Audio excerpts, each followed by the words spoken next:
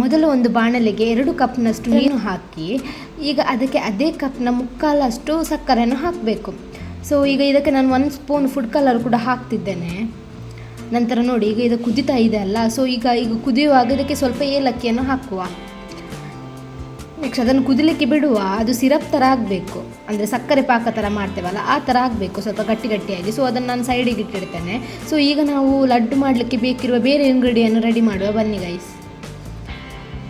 So ಒಂದು ಬೌಲಿಗೆ ಇಲ್ಲಿ ನಾನು ಅರ್ಧದಷ್ಟು ಕಡಲೆ ಹುಡಿಯನ್ನು ಹಾಕ್ತಾ ಇದ್ದೇನೆ. ನಂತರ ಈಗ ಅದೇ ಬೌಲಿಗೆ ಸ್ವಲ್ಪ ನೀರು ಹಾಕಿ ಮಿಕ್ಸ್ ಮಾಡಬೇಕು, ಅಂದರೆ ಕರೆಕ್ಟ್ ಮಿಕ್ಸ್ ಆಗಿರಬೇಕು, ಅದು ಒಂಥರ ನೀರು ಥರ ಆಗಿರಬೇಕು. ನಾನೀಗ ಒಂದು ಪ್ಯಾನಿಗೆ ಒಂದು ಎಣ್ಣೆ ಹಾಕ್ತಿದ್ದೇನೆ, ಅಂದರೆ ಈಗ ಈ ಕಡಲೆ ಹಿಟ್ಟು ನಾವು ಮಿಕ್ಸ್ ಮಾಡಿಟ್ವಿ ಅಲ್ಲ, ಅದನ್ನು ಇದರಲ್ಲಿ ಫ್ರೈ ಮಾಡಬೇಕು. ಸೊ ನಿಮಗೆ ಅದರಲ್ಲಿ ಅಂದಾಜು ಗೊತ್ತಾಗ್ತದಲ್ಲ ಎಷ್ಟು ಹಾಕಬೇಕಂತೇಳಿ, ಎಣ್ಣೆ ಅಷ್ಟು ಹಾಕಿ. ನಮ್ಮ ಮನೆಯಲ್ಲಿ ಈ ಥರ ಚಮಚ ಇದೆ, ಈ ಥರ ಚಮಚ ಆಲ್ಮೋಸ್ಟ್ ಎಲ್ಲರ ಮನೆಯಲ್ಲಿ ಕೂಡ ಇರ್ತದೆ. ಈ ಥರ ಚಮಚ ಇದ್ದರೆ ನಾವು ಹೀಗೆ ಹಾಕ್ಬೋದು, ಆಗ ಲಡ್ಡು ಇನ್ನೂ ಚೆನ್ನಾಗಿ ಬರ್ತದೆ. ಇಲ್ಲಾಂದರೆ ಡೈರೆಕ್ಟ್ ಕೂಡ ಎಣ್ಣೆಗೆ ನಾವು ಹಾಕ್ಬೋದು ಕಡಲೆ ಹಿಟ್ಟನ್ನು, ಆದರೆ ಅದಷ್ಟು ಚೆನ್ನಾಗಿ ಬರೋದಿಲ್ಲ. ಸೊ ಈ ಥರ ಮಾಡಿದರೆ ಸ್ವಲ್ಪ ಬೆಟರ್ ಆಗಿರ್ತದೆ.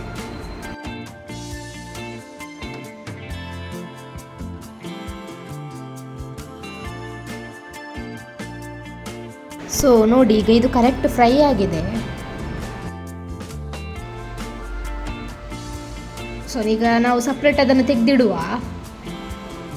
ನೋಡಿ ಈ ಥರ ಆಗಿದೆ, ಈಗ ಈ ಥರ ತೆಗೆದಿಟ್ಟಿದ್ದೇನೆ ನಾನು. ನೋಡಿ ನೆಕ್ಸ್ಟ್ ಈಗ ಇದನ್ನು ಗ್ರೈಂಡ್ ಮಾಡಬೇಕು. ಗ್ರೈಂಡ್ ಮಾಡಿದ ನಂತರ ಈ ಥರ ಆಗಿದೆ.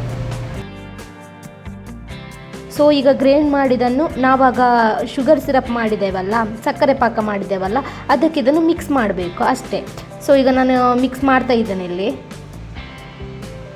ಕರೆಕ್ಟ್ ಮಿಕ್ಸ್ ಆಗಬೇಕು ಗೈಸ್. ನೋಡಿದೆ ಈಗ ಇದು ಕರೆಕ್ಟ್ ಮಿಕ್ಸ್ ಆಯಿತು. ಇದಕ್ಕೆ ಈಗ ಸ್ವಲ್ಪ ತುಪ್ಪ ಹಾಕುವ. ತುಪ್ಪ ನೀವು ಎಷ್ಟು ಹಾಕ್ತೀರಾ ಅಷ್ಟು ಟೇಸ್ಟ್ ಬರ್ತದೆ, ಚೆನ್ನಾಗಿರ್ತದೆ ಟೇಸ್ಟ್ ಕೂಡ. ಡ್ರೈ ಫ್ರೂಟ್ಸ್ ಕೂಡ ಹಾಕ್ಬೋದು. ನಾನಿಲ್ಲಿ ಡ್ರೈ ಗ್ರೇಪ್ಸ್ ಮತ್ತು ಗೋಡಂಬಿಯನ್ನು ಯೂಸ್ ಮಾಡ್ತಿದ್ದೇನೆ. ನಂತರ ಕೊನೆಗೆ ಇದನ್ನು ಲಡ್ಡು ಟೈಪ್ ಮಾಡಿಟ್ರೆ ನಮ್ಮದು ಮೋತಿಚೂರ್ ಲಡ್ಡು ರೆಡಿಯಾಗಿದೆ. ಸೊ ಇದು quick and easy recipe guys, ನೀವು ಸಹ ಮನೆಯಲ್ಲಿ ಟ್ರೈ ಮಾಡಿ.